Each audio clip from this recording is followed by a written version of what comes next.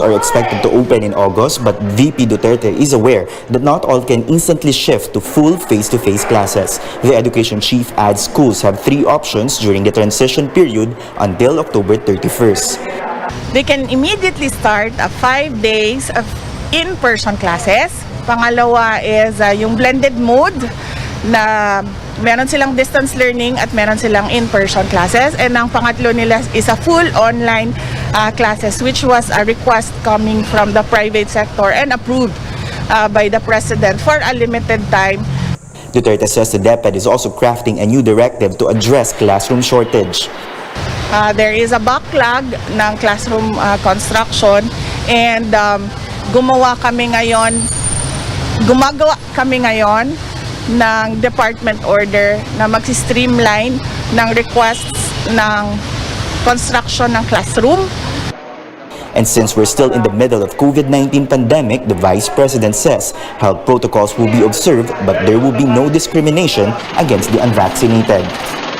There should be no segregation and discrimination for the unvaccinated learners dahil hindi naman po mandatory ang vaccination program natin. We don't see any problem with commingling sa loob ng mga eskwelahan dahil paglabas naman po nila sa eskwelahan ay nagka-commingling po lahat ng vaccinated and unvaccinated natin sa mga bahay, sa mga malls, sa mga simbahan, sa public transportation. VP Duterte adds the DepEd order on the resumption of in-person classes will be applied regardless of the alert level status. The Vice President says that the review of the K-12 program is now underway, but she did not give any timeline on the results of their review or possible recommendations. Tristan Udalo, CNN Philippines.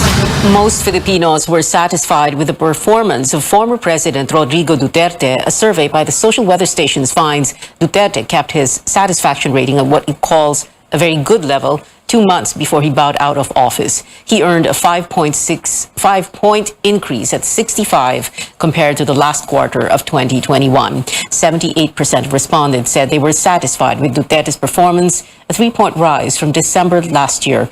13% were dissatisfied, 9% were undecided.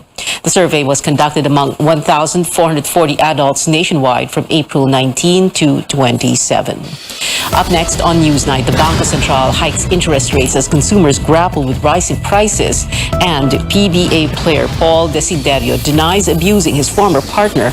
We go above and beyond with sports journalist Siege Nantenko, only here on CNN Philippines.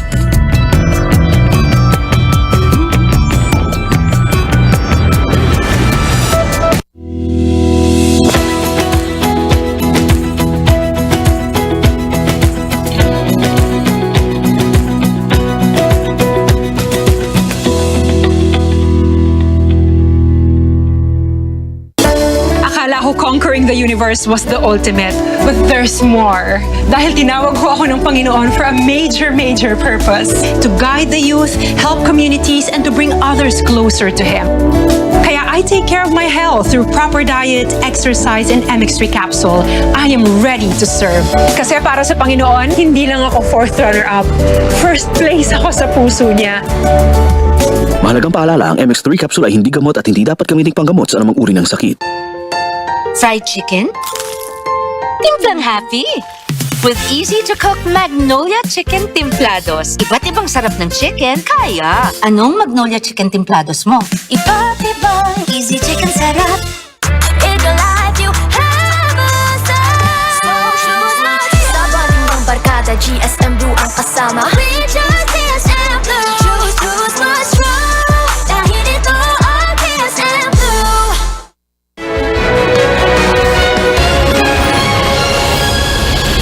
Welcome back. A surprise move from the Bangko Sentral. The Monetary Board has raised borrowing rates by 3/4 of a point in a bid to arrest the spike in consumer prices, which rose to a near 4-year high in June. The hike was unscheduled as the next rate-setting meeting is supposedly 5 weeks from now. A significant further tightening of monetary policy was warranted by signs of sustained and broadening price pressures. The move gave the peso a much-needed lift. The currency strengthened to 55 pesos and 98 centavos in midday trade before closing at 56 pesos and 15 centavos against the dollar. The United States Federal Reserve also expected to raise its benchmark interest rate by 0.75 of a point in its policy meeting this month. That's after U.S. inflation surged to 9.1% in June, the highest in more than 4 decades. This was mostly driven by a jump in gasoline prices, which were up by nearly 60% over the year. According to Moody's Analytics, the typical American household now needs to spend $493 more per month to buy the same goods and services they did in the same period last year. Well, back here at home, as ordinary Filipinos wrestle with rising prices of goods and low-paying jobs, the focus is now on President Marcos's first State of the Nation address and his plans to ease the burden on our kababayans. Senior correspondent Lois Calderon reports. As inflation bites, even middle-income consumers are cutting back on spending.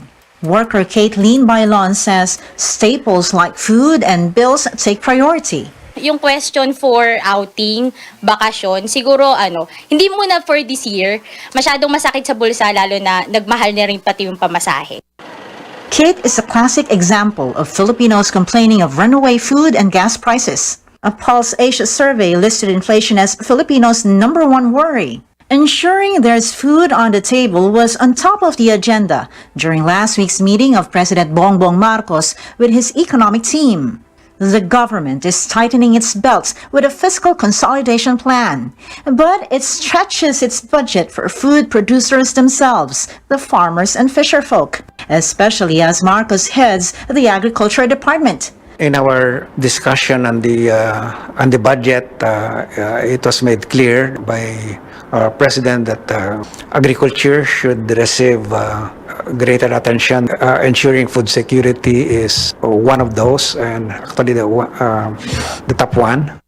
So the economic team's job is a delicate balancing act. We want to subsidize everyone, but this is simply not doable. If we behave irresponsibly, going beyond our limits, our spending limits, then we will compromise that future. While the poor get subsidies, will the middle class get help too during these hard times? The economic program that we are putting in place is one that will get us back to this high growth trajectory of, and we're talking about 6.5% to 8% growth for the duration of this administration, aiming that poverty is down to single digit, at least 9%. With the expansion of the economic pie and poverty decreasing, it's for sure that the middle class will continue to prosper in the coming years. During his SONA, President Marcos is expected to unveil what the economic team has charted as a battle plan versus inflation.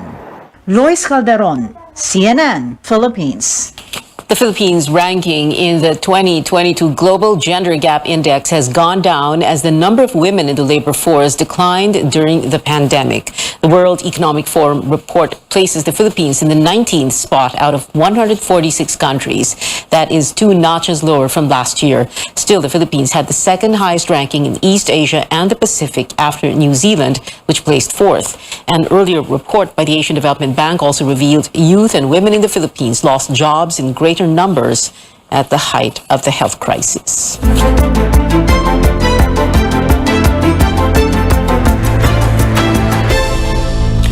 The health department in the Calabarzon region is looking to reopen national temporary treatment and monitoring facilities as it braces for a potential increase in COVID-19 cases. These facilities, located in Batangas province and the cities of Cabuyao and Calamba in Laguna, were also used as quarantine and isolation facilities during previous surges. Calabarzon recorded almost 170 COVID cases on Wednesday alone. If the increasing trend continues, we will be developing a surplus of admissions compared to our capacity very soon. As soon as August of this year, it has been estimated that in less than 4 weeks, we might be filling up our hospital beds to capacity. Yes, because of COVID admissions, combined with the regular non-COVID cases, of course. The DOH medical officer says there is no need to impose a definite allocation of COVID-19 beds in hospitals yet, but they will ask the health facilities when the need arises. A former health chief weighs in on when the country could lift the mandatory wearing of face masks. Iloilo representative and former DOH Secretary Janet Garin says this could be done when at least 70% of eligible recipients have been boosted. Garin says the government could encourage more people to get their boosters by subsidizing transportation costs to vaccination centers. If you have 70% of the population boosted, you can see that the possibility of having severe cases is very low. Kasi andun kasi makukover mo yung population, maproprotectionan mo na rin. It's the protection, the scope is wide enough to cover those who are actually vulnerable. Garin also joins calls to change the definition of fully vaccinated to include those who have received a COVID-19 booster shot. So far, only 21% of those inoculated have received their first boosters. Overseas, a fourth COVID-19 vaccine may soon be available in the U.S. Regulators have authorized the emergency use of the Novavax vaccine. The U.S. Centers for Disease Control and Prevention is expected to recommend it as soon as possible. Novavax is different from other vaccines with a broad immune system response to the highly infectious BA.5 Omicron subvariant. Over in China, fears of another mass lockdown in Shanghai as millions of residents undergo COVID-19 tests. City officials ordered mandatory testing in most of the 16 districts following the detection of the new BA.5.2.1 subvariant. Coming up on Newsnight, we dive deeper into the issue of domestic abuse claims when it comes to PBA athletes with sports writer Siege Tantenko. Plus, after his failed bid to get drafted into the NBA, a renowned sports agency takes interest in Filipino cager Kai Soto. More when we return.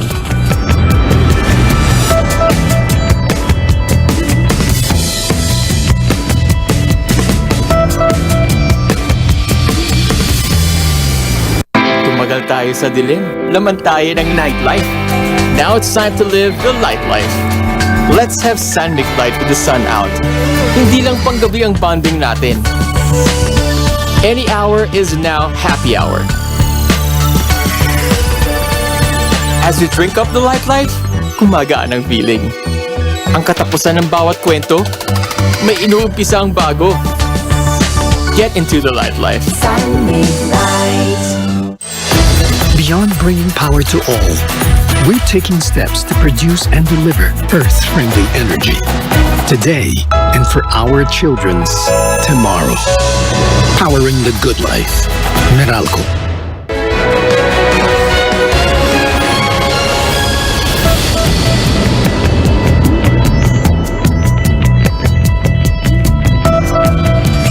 This is CNN Philippines. Shortly after the former fiancé of Paul Desiderio accused the PBA player of physical and emotional abuse, netizens began talking about the string of domestic violence claims against other players in the league. But what really happens after these allegations are heard?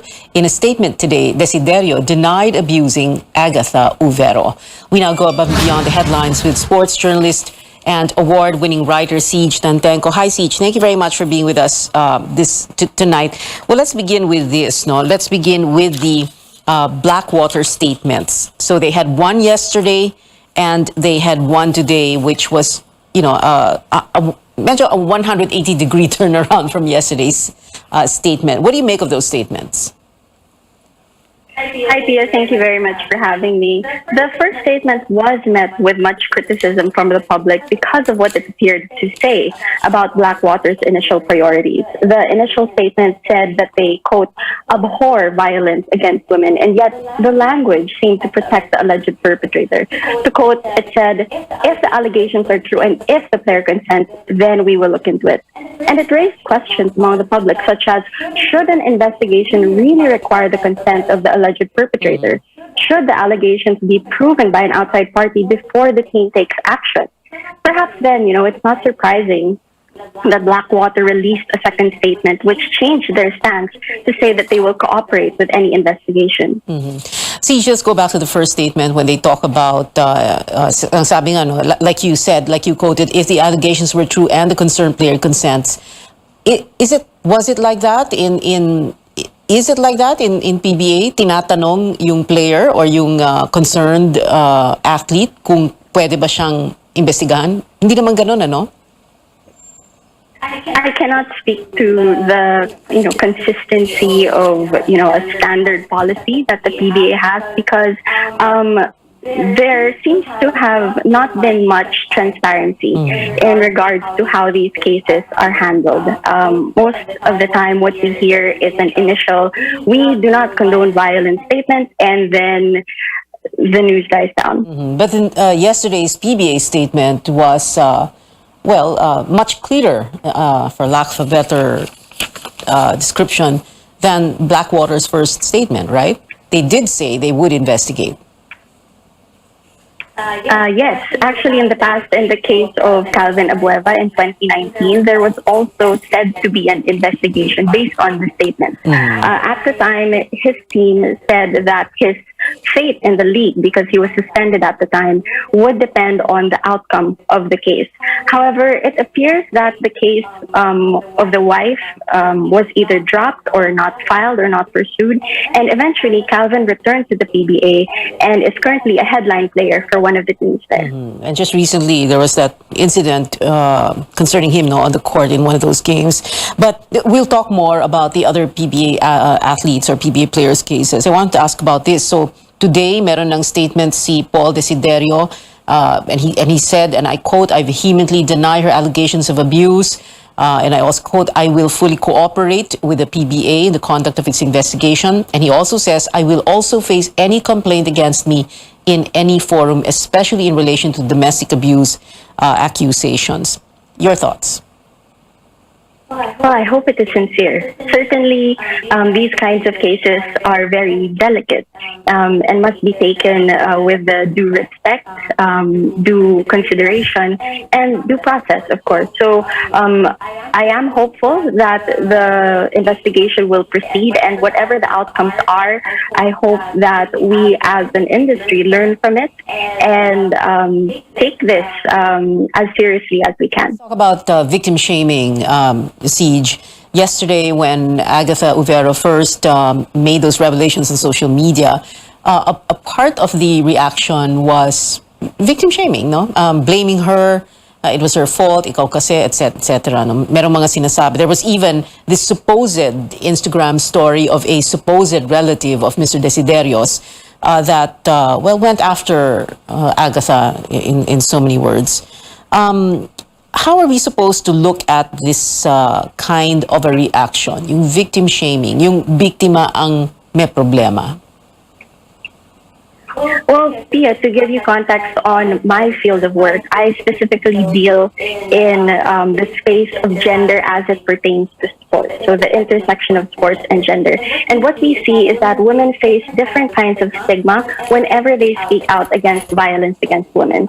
We see this in greater society, not just in sports. When a woman speaks out about leaving an abusive relationship, she's often criticized for lacking patience, for not trying hard, and for leaving when your marriage vows say till death do us part.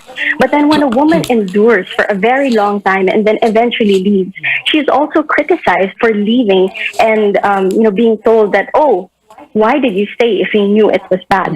So this kind of stigmatization of victims is a factor that we need to consider, because when you look at the data, all of the research points to the fact that a survivor's willingness to report violence and pursue legal action is undermined by societal and structural barriers such as stigma, shame, and a distrust of institutions. For example, if they have seen that similar cases did not prosper or their perpetrators were not met with adequate accountability, it disincentivizes women from speaking out in the future. And this is why concrete action needs to be baked in into the league and into the individual teams and into society in general. We'll go back to that point of concrete action, what concrete action and policy we're talking about in just a bit. But I wanted to go first to these different cases. You already mentioned one other player earlier. Let's, syempre, ang tanong dito, hindi naman ito isolated case. There were others. So can we discuss that for a bit? Yes, Pia. We've learned about many individual cases over the years, but it's time that we look at them not as isolated cases, but as a symptom of a larger problem within our sports industry. Because, like you said, this is not just about the allegations against Paul Desiderio. Earlier this year, there was an allegation against Bo Belga made by his wife, alleging abandonment, abuse, and withholding of child support, which is considered financial abuse. Last year, 2021, Gio Halalon was accused by his wife, Christina, of infidelity and what she called, quote, physical, mental, and emotional abuse. The year before that, Calvin Abueva, who I mentioned earlier, his wife took to social media and uploaded CCTV footage alleging abuse against herself and their children. And in 2018, Mac Cardona was arrested after stabbing his former live-in partner after she refused to get back into a relationship with him. So there have been public statements about this in the past, but ultimately, all of these players are still playing in the PBA, except for Mac Cardona, who has gone on to have a career in the MPBL. And this is not a new story. For older PBA fans, they might remember the retired player Paul Bong Alvarez, who was arrested in 2007 for assaulting his then wife, and later he was arrested again in 2017 for assaulting his girlfriend. So what we're seeing here is a pattern of behavior enabled by a culture and by structures within the sports industry that silence and sideline women's voices and concerns. Nagkataon pa, we had this 2.5 year, 2-year lockdown. So, and this is like the world over. If you have an abusive situation at home, it gets worse in a lockdown because you are locked in that home, right? Together. Yes, absolutely. This is supported by data from United Nations Women, and they show us that first, that gender-based violence is on the rise during lockdown because women spend more time with their abusers. There is no break time in which you go to work or your partner goes to work. You are at home 24/7. And furthermore, the data shows us that a key factor in this abuse is the exploitation of power imbalance within relationships.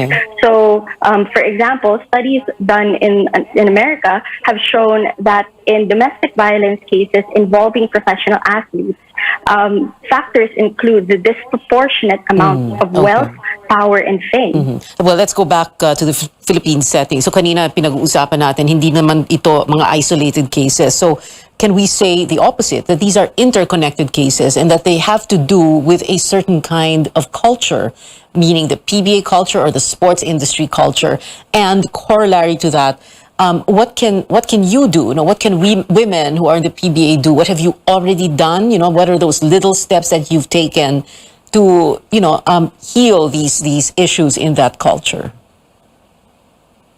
Well, it is a problem that is common in all male-dominated spaces, not just in our industry, but also in corporate settings that are male-dominated, in academic institutions that are male-dominated. There is a propensity for this kind of pattern to emerge. And in my limited capacity as a consultant for some PBA teams, I have encouraged my team to consider award-winning female athletes as their PBA muses, the hope being that we can present a more holistic image of what women in sports can be. However, this, again, is very limited, and real change really is only going to be possible through structural change, meaning changes in policies and their consistent implementation. So I want to take this to an example in the NFL, because this shows us precedent. After a viral video in 2014, which showed the star player of the Ravens, that's Ray Rice, hitting his fiancée, the NFL has actually instituted preemptive training programs for players as well as team employees, and they've enforced stricter penalties against abusers. The team in question, Ravens, they also now have a policy to avoid drafting players with a history of abuse, and they've made donations to nonprofits that support survivors of violence. Granted, there are still questions in the NFL about the consistent application of such policies, but it gives us a roadmap. It gives us a blueprint for what we can follow in the Philippines. So if you want to ask me about something concrete we can do, every year there is a PBA player development seminar. Perhaps we can make gender-based violence and violence against women a topic for discussion there. Change really starts with accepting that our reality is not fixed and progress is possible. We need to get more women's voices in the room, but I would also like to add that we need the men to stand with us. It's important, like you said, women in my position, we do what we can. But ultimately, if we want to see change, equality takes all of us. Progress takes all of us. And so we need the men in our industry to stand with us, side by side, pushing with equal force. And so I would just... I guess like to say as well that coming forward with one's allegations is incredibly difficult for any survivor, and it is a courageous decision. At the end of the day, we should be working towards an environment that encourages survivors, not just in sports, but in society as general. Encourage them to come forward. Encourage them that there will be support, there will be accountability. And through this, we can discourage and prevent violence in the first place. Well, thank you for joining us and adding your voice to the, those other voices. Sports journalist Siege Dantenko, maraming salamat. On to a Filipino cager overseas, a major career mover, Kai Soto, now under the same agency as NBA stars Russell Westbrook and Klay Thompson. Soto signed with Westerman, a company based in Los Angeles in the U.S. The towering 20-year-old was previously under agent Joel Bell, who helped him land a spot in Australia's National Basketball League. And that is it for now. Join me again on News.ph at 7 p.m. I'm Pio Ontiveros for Newsnight, where we go above and beyond the headlines.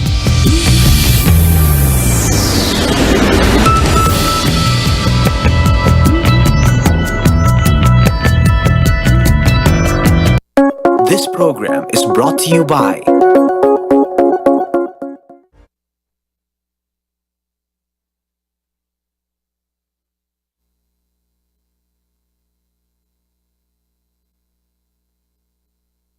DYKB There is a looming global food crisis, or it's already upon us, helped along in no small measure by a pandemic and Russia's invasion of Ukraine. And the question is not when will it rear its ugly head, but what are we doing to prepare to meet it head on? Food security is, after all, equal to national security, and the Marcos administration seems to understand that, given that the president-elect is handling the agriculture portfolio himself for the time being.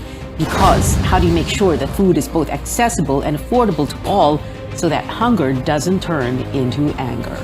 I think that the problem is severe enough that I have decided to take on the portfolio of Secretary of Agriculture, at least for now, and at least until we can reorganize the Department of Agriculture in the way that it will make it ready for the next years to come.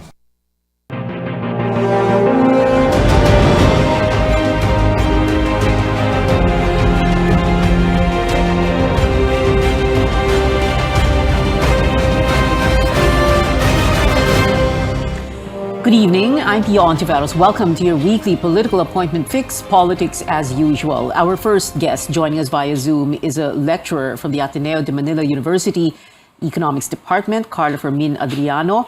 Carlo, good evening, and thank you very much for being with us tonight. Good evening, Pia. Yes, well, let's Good evening, begin Pia. with this. Thank you for having me here. Yes, so this is a, do we say that this is a looming food crisis, or is it really already upon us? It's already upon us. It's already here. And if I can just share my yes, please my do so. data. Yes, and you're going to discuss three main points with us now tonight, Carlo, and very Yes. quickly, what is the problem, the causes of the problem, and recommendations. So let's begin Yes. with what is the problem? Can you define it for us? So first, we have to separate the short-term problem and the long-term problem. So for the short term, which is the immediate, there is a global food crisis right now, wherein the food price index of is higher than when you compare it during the 2008 and 2011-12 food crisis. Sorry, but I cannot share my screen. No, we're going to take care of that. You can go ahead with the points you want to make, and we're going to be showing your PowerPoint. Yeah, and then if you take a look at meat prices, even all of the agricultural commodities, they're going up, and they're higher than the 2008, 11, 12 years, wherein we have global food crisis during those period. And then the long-term problem is really the underdevelopment of the agriculture, fishery, and forestry sector. And because of this underdevelopment, we have low productivity, and this have two major socio-economic impacts, negative socio-economic impacts. One is the high poverty incidence in the agriculture households, and the other one is soaring domestic food prices. All right. You're referring to the screen, the particular slide, which is entitled The Underdevelopment of the AFF. AFF meaning, of course, agriculture, forestry, and fishery, contributing to high domestic food prices. And the average share of food and non-alcoholic beverages to inflation is 43% from year 2000 to 2021. And if we look at the years, so year 2000 to 2021, 22 years in the making na ito. So this is not like, it just surprised us now, it just turned the corner and biglang nandyan. This has been going on. This is a problem that has been in the making for more than 2 decades. Yes, that's correct. Again, 43%, and let me point it out that food and non-alcoholic beverages is just 1 out of the 11 baskets in the computation of inflation. Just take note, only 1, and its contribution is already 43%. Okay. Yes. Yeah, earlier you were referring to this agriculture, forestry, and fishing sector as growing by only 2.5%.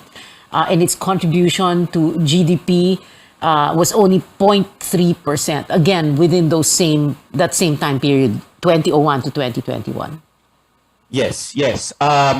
Basically, if you take a look at the average growth rates of the 3 major sectors, these 3 sectors are the agriculture, industry, and service. For AFF, it only grew by 2.5%. Compare that to industry, which grew by 4.5%, and service at 5.5%. Now, if you take a look at the average GDP growth from given the same period, the economy grew by around 4.8%, and agriculture's contribution to that growth is only 0.3 percentage points. So it's very low. All right. And then may low productivity pa, no? So serving as a double whammy to agricultural workers, low wages, high poverty incidence, all these factors coming into play. And I just want to let the control know na pakita lang na po natin yung first 4 slides ng PowerPoint presentation ni Dr. Adriano. Anyway, so ito yung problema natin, and food prices expected to increase, no, given this global food crisis. Can you talk more about that? So basically, the global food crisis is due to external shocks. Number 1, COVID-19 pandemic, wherein there were disruption in logistics and trade. But basically, we're recovering from that already. And number 2 is because of this Ukraine and Russia war. Now, why is this important? Because Russia is the 3rd world's largest oil producer. Russia and Ukraine account for 25% of global wheat export, and wheat is an important ingredient for animal feeds, which we feed for our livestock, poultry, and even our fish. And the third one is that Russia is the world's largest exporter of fertilizers, and we all know when we grow crops, we use fertilizers. Okay. Of course, sorry.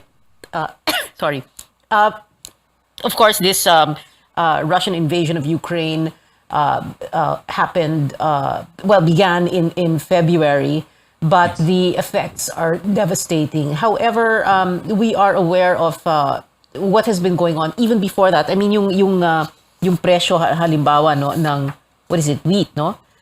Yes. It was going up like 2 years before that. That's because of the pandemic already. Yes, due to pandemic and actually not just wheat and corn. Kasi corn and wheat are the major inputs for your animal feed. And why did it go up, especially corn? Because basically China bought everything. They stockpiled basically due to the African swine fever, and they wanted to basically counter the effects of ASF, and therefore they need a lot of inputs for their animal feed industry. So they stockpiled. Okay. And of course, the effects of all of this is that nutritious food is not as affordable and not as accessible for Filipino families in general. Yes. Yes. Okay. Can we talk about Philippine fertilizer?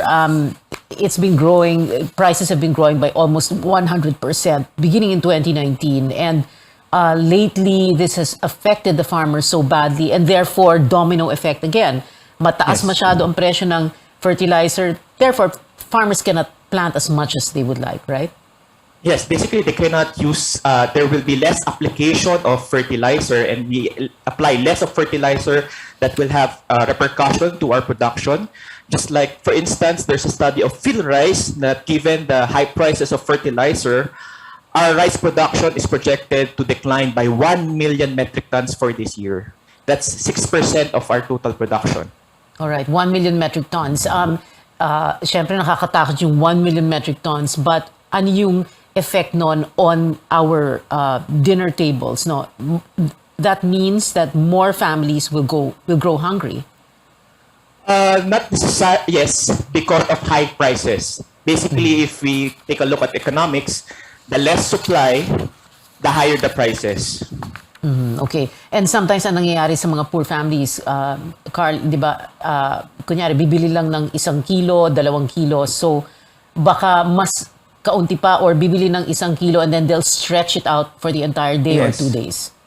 Actually, there's a study from PIDS, Philippine Institute of Development Studies, about coping mechanism of farmers due to high prices of food.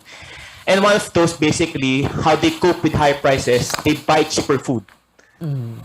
The other is basically, the other repercussion is, like, for instance, they mentioned that hindi nila pinapapasok yung kanilang children to school because they don't have enough money, and they don't have enough money for the allowance of their children. And another thing is, another coping mechanism, which is very sad as well, is yung healthcare nila. Na instead of going to the doctor because masyadong namahal yung food prices, they just tend to have self-medication na lang. So those have repercussion to basically the what we call human capital development of Filipinos, especially the young Filipinos. Yeah. There are other causes of this problem, Carl, that you've been pointing out, and they are not very well known, but napakalaking ng epekto nito. Very quickly, talk to us about this rice-centric budget. So, halimbawa, di ba, we have a problem already, baka minus 1 million metric tons na. Tapos, small land size, a hectare per farmer. At saka yung isa pa, yung inadequate attention sa climate resiliency. How is this a cause of the problem? Number one, basically, if you take a look at the budget of the banner programs of the DA, around 50% of that budget goes to rice.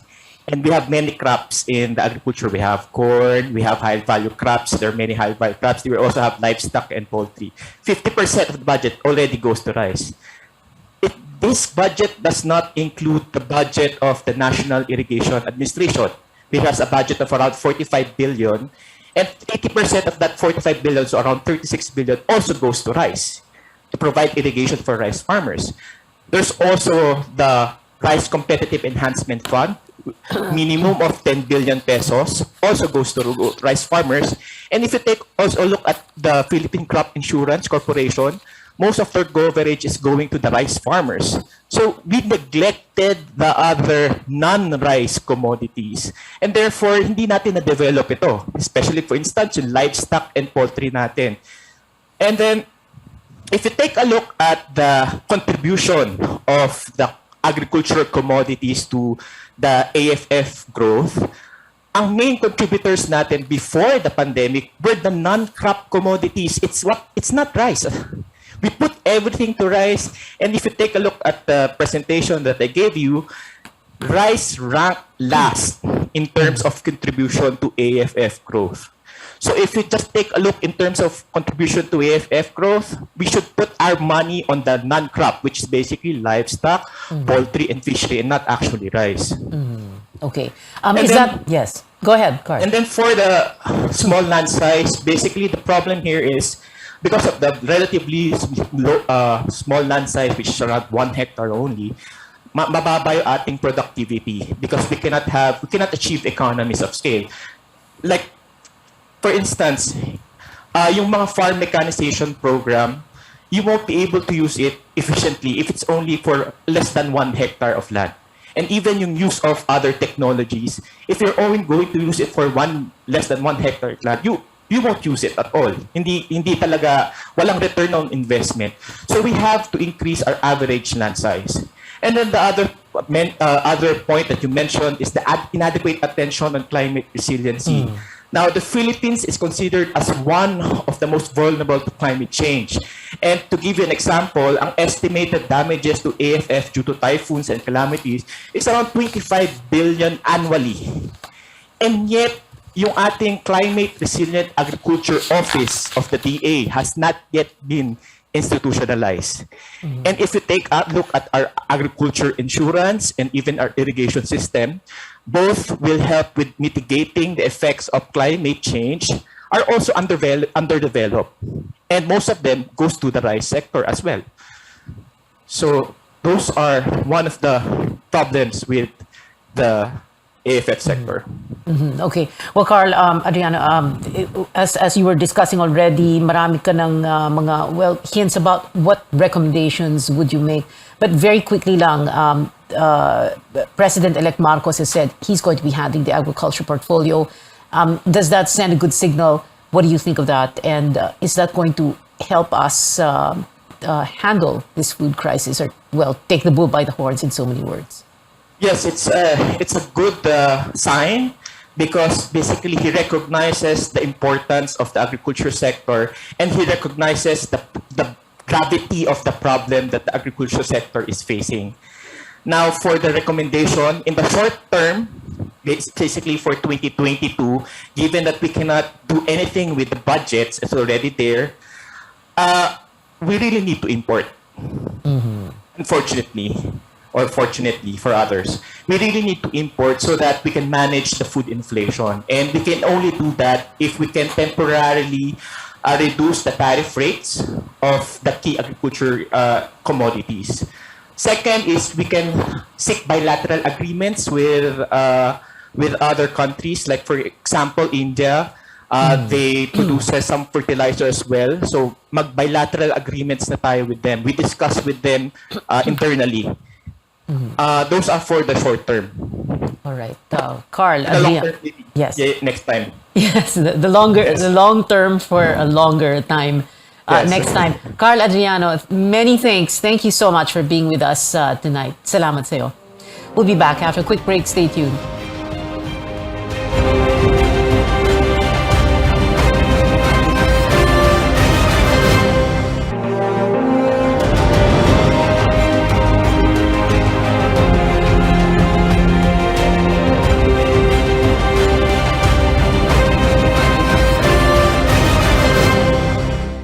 We are not setting aside the military component of national security, the ones which we are used to talking about, but I think we should bring it nearer to the individual, because at bottom, national security is your security as an individual. These are all the things that affect the daily acts of living.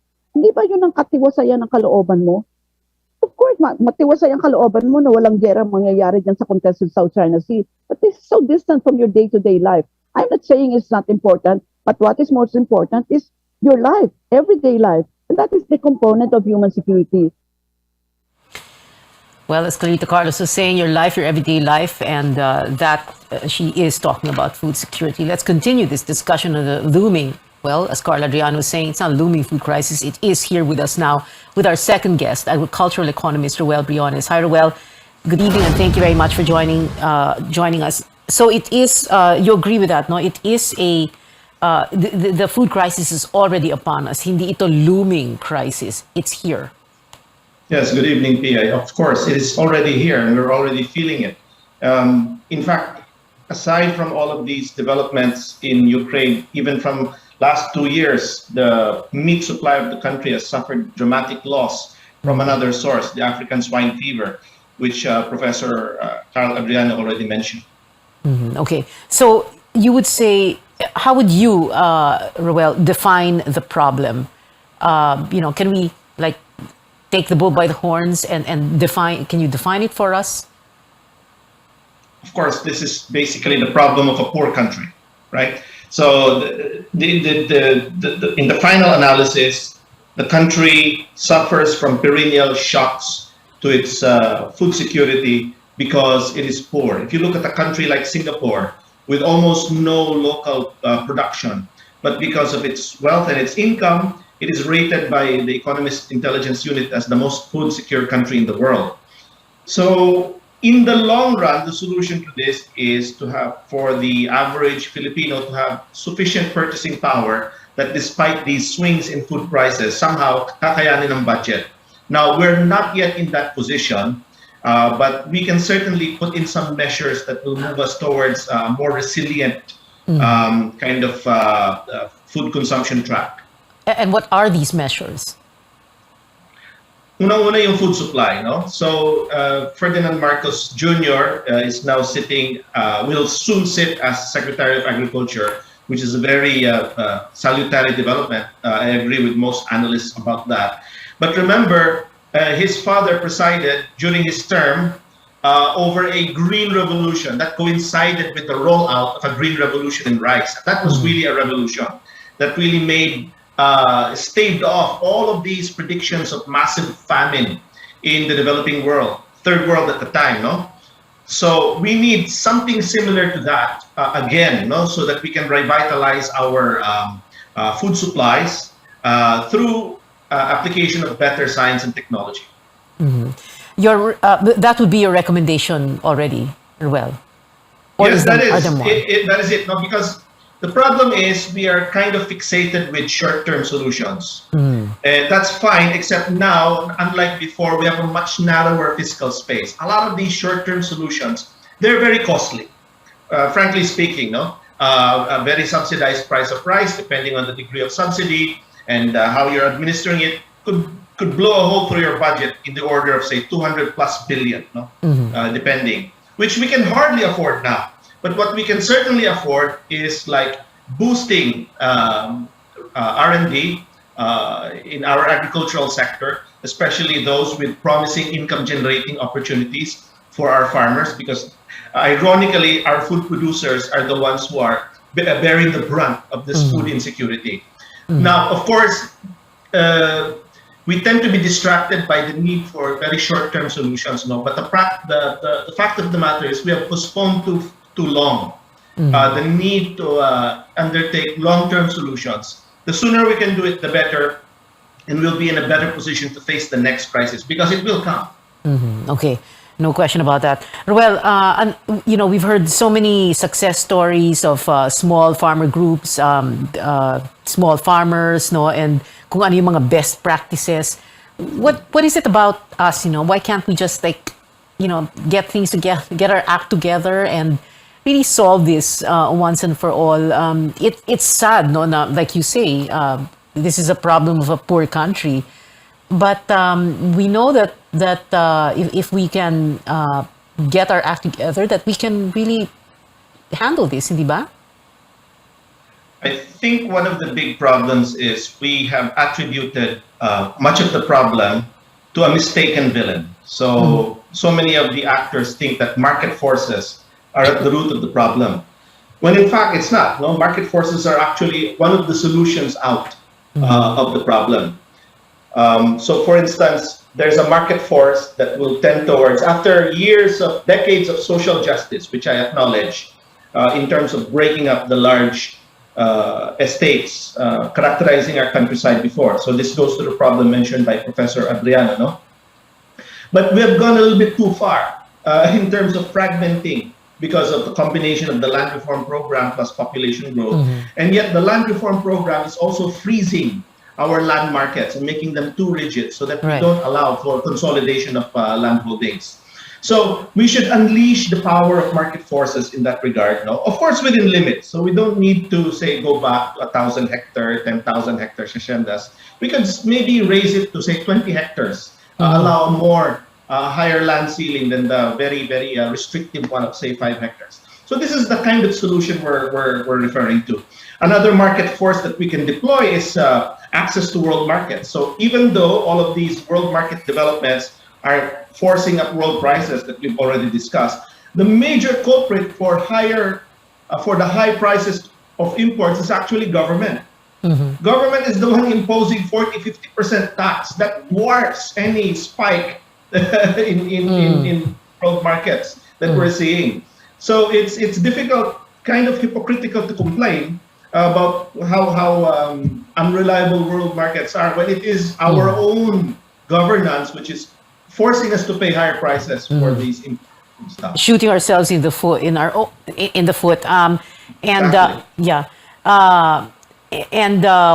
what's going to happen if we don't do all this? If we don't resolve this now? If we don't plan way in advance? What's going to happen? People are going to go hungry, right? Well, whenever there's a crisis, yes, of course. Now, of course, the crisis will pass. Then we think, okay, maybe the problem will solve itself. And then we'll wait for the next one. We'll just muddle along as usual. So I think with the new decisive mandate, the new government might be able to make a turnaround. All right, ayusin na natin ito. Ruel Briones, agricultural economist. Ruel, thank you very much for being with us tonight. We'll be back after a quick break. This is Politics as Usual.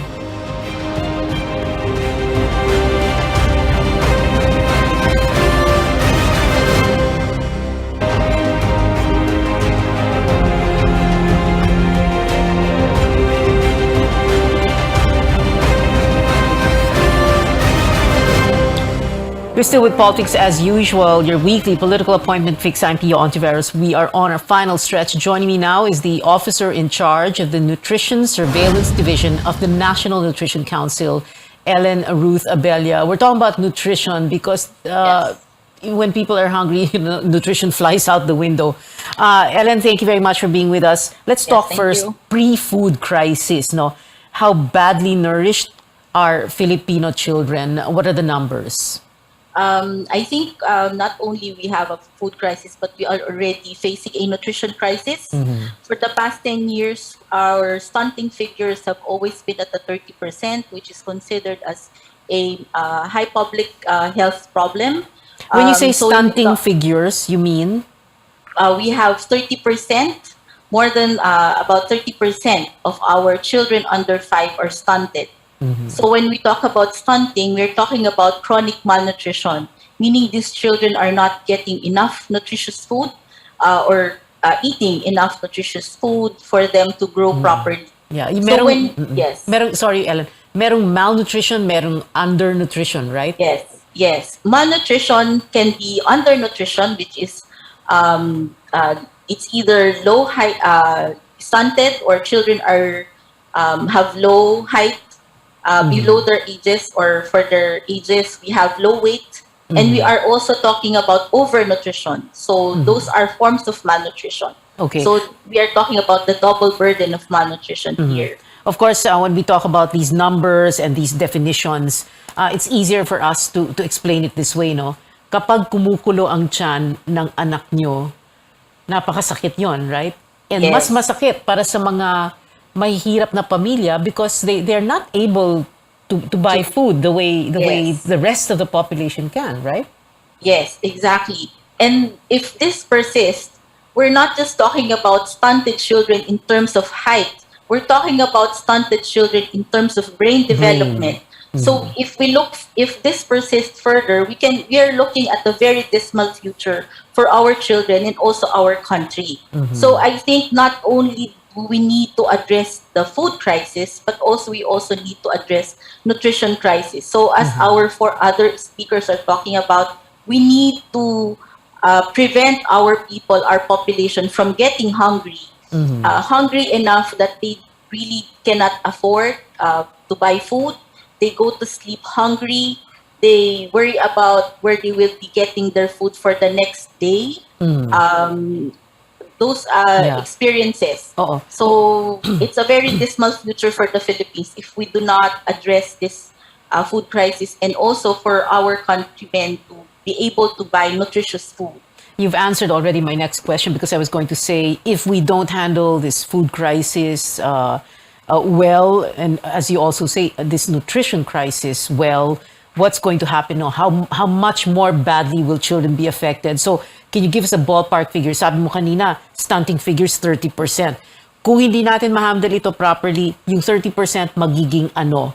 And then the corollary question is, if we're able to handle it well, as Carl Adriano and Ruel Briones were saying earlier, if we handle it well, what kind of an impact will we see? First, if we cannot address the 30%, we cannot decrease the 30% that we have now, we're looking at more than 3.2 million children who will be underdeveloped in terms of brain development. So we do not produce productive citizens in the future. But if we are able to address this early on, provide the necessary nutrition intervention at the first 2 years of a child's life, then we are looking at a better future for our children, so they are able to go to school. They will be more competitive in the school. When they become adults, they will also be competitive at work, and then will be very productive. They have better job opportunities for them to have better jobs, better incomes. Thank you so much for joining us, Ellen Ruth Abella of the National Nutrition Council. Maraming salamat sa iyo, Ellen. We've been told before, don't talk politics at the dinner table or at a family reunion or in Viber groups and risk warfare, digital and otherwise. But we can talk about it here at this table on this show. Your weekly political appointment fix, politics as usual. I'm Pia Ontiveros. See you back here next Wednesday, 8 p.m.